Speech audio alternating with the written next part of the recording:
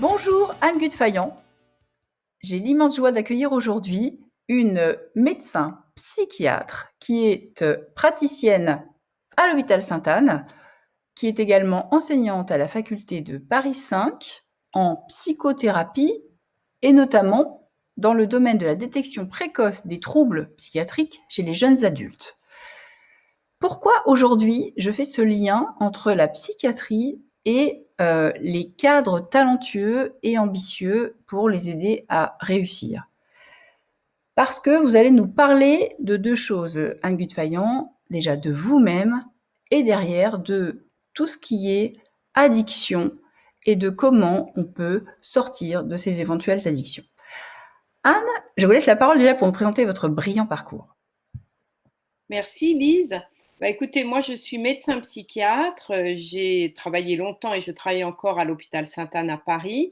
Je suis praticien attaché et j'ai mon cabinet en libéral à Paris 6e et où je m'occupe plus particulièrement des jeunes adultes dans l'idée en effet de détection précoce de troubles psychiatriques éventuellement graves.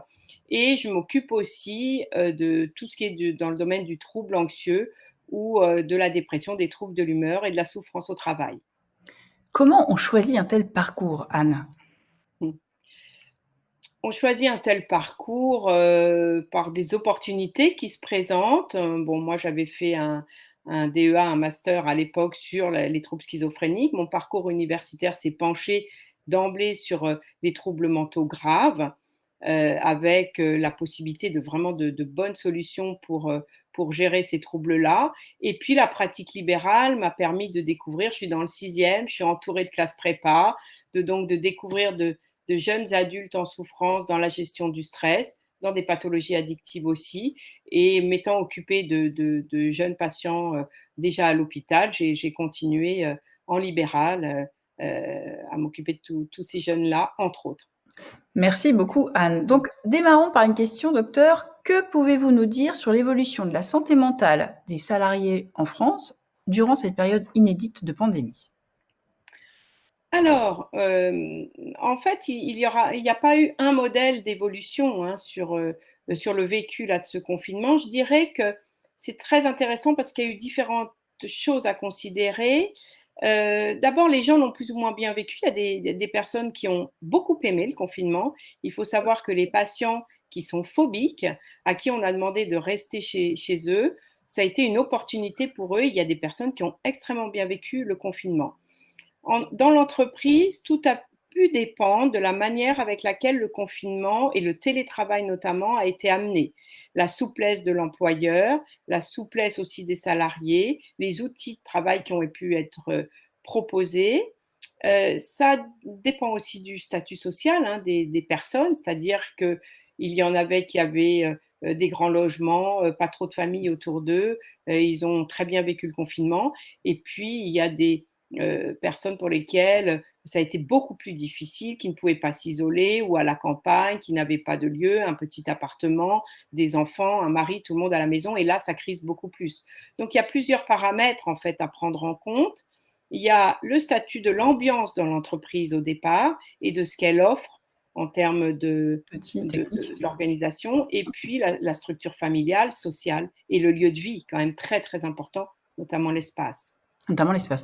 Et votre patientèle a augmenté à ce moment-là? Ah, Alors pas du tout en fait. Ma patientèle, elle est restée, tout à fait stable jusqu'en décembre 2020 d'accord. et les choses se sont nettement précipitées, à partir de janvier 2021, après les fêtes de fin d'année, quand on a vu que finalement, il y avait un couvre-feu à 20h, puis un couvre-feu à 18h, et en fait, depuis le début de l'année, les gens vont mal. Et ce D'accord. que je tiens à dire notamment, c'est que finalement, on a très bien tenu avec nos patients sur l'année 2020.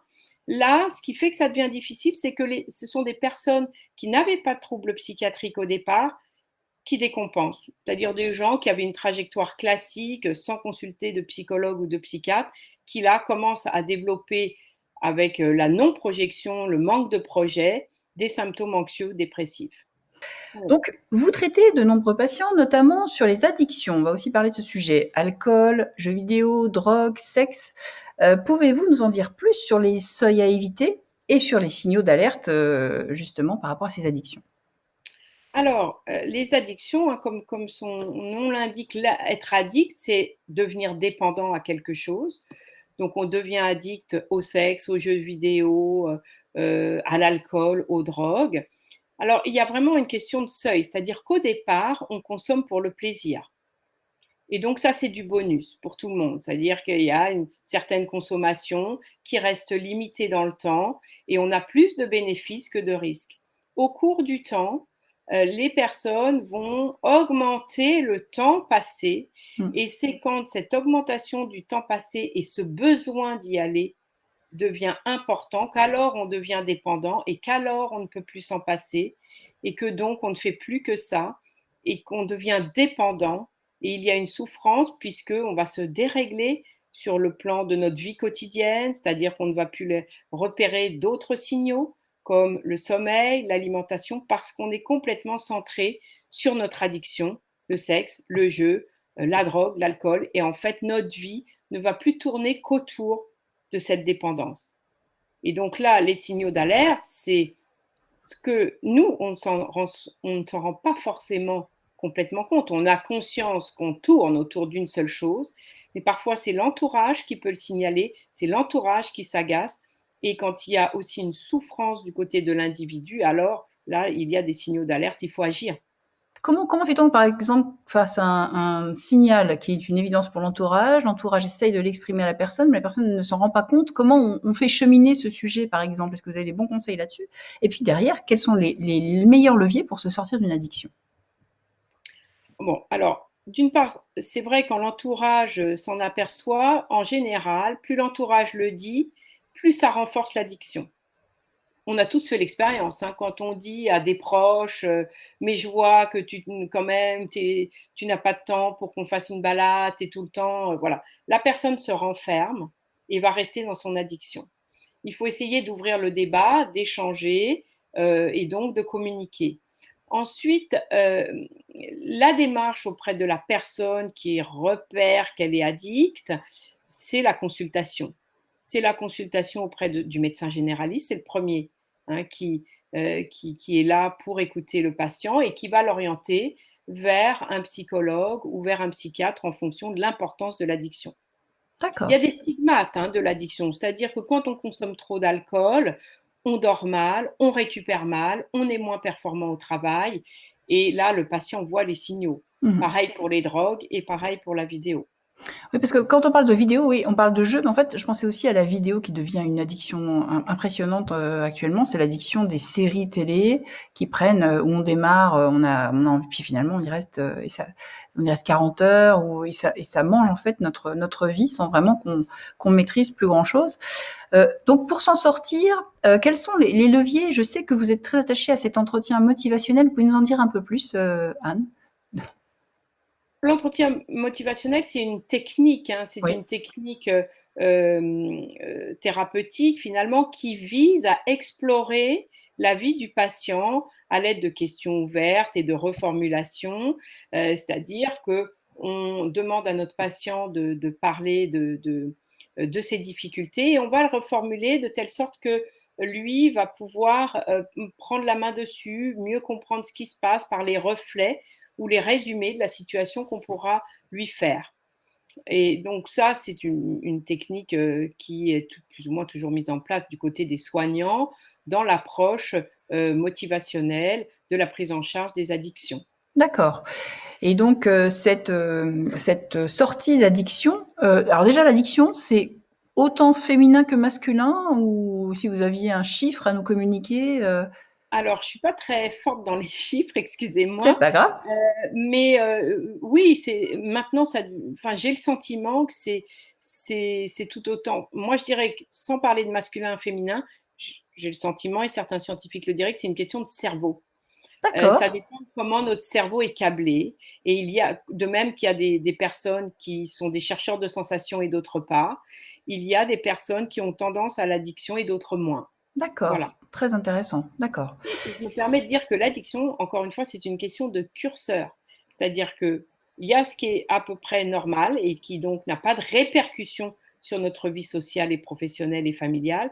Et il y a ce qui devient pathologique et c'est l'addiction parce que le curseur est parti trop loin. Très intéressant et assez simple finalement, personnellement, pour l'identifier et essayer peut-être de repositionner ce curseur. En tout cas, c'est un peu aussi l'objet de cette interview et je vous remercie Anne pour tous ces enseignements. On va juste terminer par l'addiction digitale. Je découvre là, en lisant les métiers du futur, qu'un métier arrive, celui de désintoxicateur numérique. Avez-vous déjà des patients sur ce sujet? Oui, bien sûr, j'ai des patients qui sont addicts aux séries, aux jeux vidéo, mais aux séries, comme vous dites, hein, Netflix est le catalyseur hein, de l'addiction aux séries. Euh, voilà, les jeunes adultes, ils passent leur nuit totale. On peut les rencontrer avec leurs parents qui disent que c'est infernal parce qu'ils ne dorment plus. Et puis, on a pu faire l'expérience, enfin, on ne peut pas le faire tous les jours. Il m'est arrivé de faire l'expérience pour un patient, de le prendre en hospitalisation pour le désintoxiquer, hein, comme vous le dites. D'accord. Et en 2 jours de temps, sur le rythme qui est le rythme de l'hôpital, à savoir le repas à 18 heures, on enlève les téléphones et les iPads ou les télévisions, le jeune patient se remet très vite sur un rythme de veille-sommeil normal. D'accord. Donc, il s'agit vraiment d'enlever l'appareil en cause, d'avoir un cadre important Rythmé, posé, oui. et le patient, alors on va diminuer, c'est-à-dire s'il se couche à 3 heures du matin, on ne va pas lui dire du jour au lendemain, il faut se coucher à 22 heures. On va remonter demi-heure par demi-heure et puis sans vidéo. Et petit à petit, se recadre assez vite en fait. Il y a une grande flexibilité de l'humain, il faut le savoir, dans un sens comme dans l'autre. D'accord. J'aime beaucoup vos messages positifs, Anne. On s'est rencontrés il y a 4 ans dans le cadre d'un réseau Professional Women Network et vous nous aviez fait une brillante une intervention qui m'avait vraiment marquée par le fait que vous ameniez la psychiatrie avec une touche très positive. Et donc j'aimerais, Anne, qu'on termine avec des propos justement, des petits tips qui peuvent aider les personnes qui nous écoutent. Alors, moi, ce que je dirais, plusieurs choses pour conclure un peu sur l'addiction. Je vous recommanderais, pour ceux qui en souffrent, de faire un peu un arrêt sur image. C'est-à-dire, c'est valable aussi pour le confinement. Finalement, le confinement nous a amené aussi à faire cela, c'est-à-dire à se recentrer sur soi et à réinterroger ses valeurs. Pour l'addiction, c'est pas mal aussi de se faire un arrêt sur image, de voir ce qui fonctionne, de voir ce qui ne fonctionne pas pour le réajuster. Pour la souffrance au travail, c'est pareil.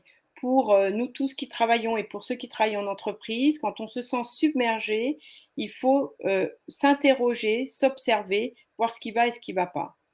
Moi, j'ai tendance à dire qu'il faut se faire passer avant, c'est-à-dire j'aime bien quand je reçois des patients dans mon cabinet qui sont absolument fatigués du rythme, complètement désabusés, de se questionner sur ce qu'ils veulent eux d'eux-mêmes. Et je leur dis toujours, moi d'abord, posez-vous la question. Si vous êtes bien avec vous-même, que vous connaissez ce qui est important pour vous, alors tout découlera par la suite.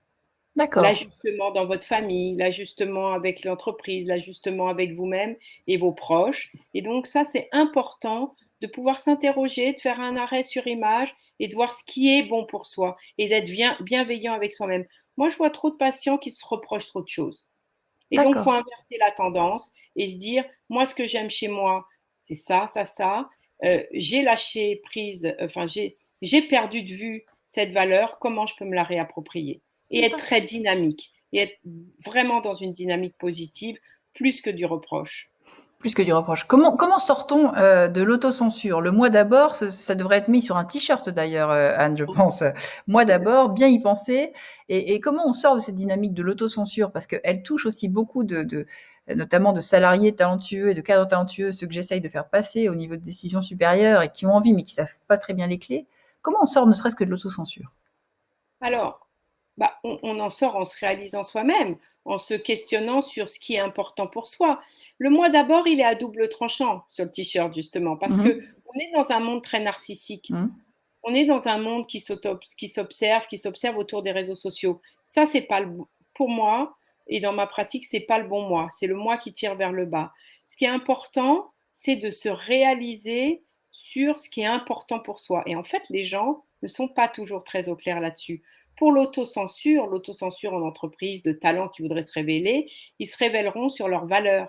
S'ils sont trop préoccupés de ce qu'ils donnent à voir, de ce qu'ils veulent faire passer et de s'autoriser à et de ne pas y réussir, ça ne marchera pas. Il faut tendre vers ce qui nous tient à cœur et puis faire baisser la stéréo qui est ça va pas, regarde-toi, t'es pas comme il faut, tu pourrais faire mieux. Là, faut mettre faut baisser le volume. D'accord, ben voilà, baissez le volume, c'est parfait. Bon, on va terminer comme ça. Un immense merci Anne Gutfayant pour votre précieux temps, parce que je sais qu'on repartait directement dans la patientèle juste après cette interview. Merci Lise. À bientôt. À bientôt.